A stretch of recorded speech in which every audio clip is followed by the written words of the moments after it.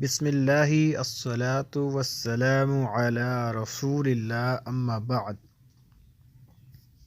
صبح کے اذکار: یا حی یا قیوم، یا حی یا قیوم، برحمتک برحمتک استغیث، برحمتک استغیث، اصلح لی اصلح لی شأنی کلہ شأنی کلہ ولا تکلنی ولا تکلنی الی نفسی الی نفسی طرفۃ عین طرفۃ عین۔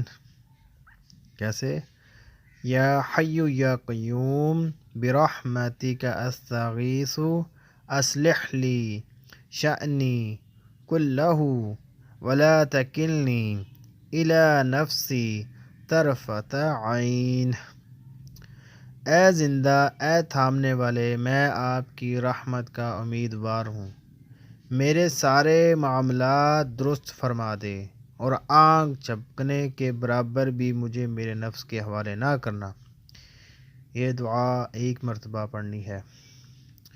اسی طرح اللہم بکا اللہم بکا اصبحنا اصبحنا وبکا امسینا وبکا امسینا وبکا نحیا وبکا نحیا وبکا نموت وبکا نموت وإلیک المصیر وإلیک المصیر۔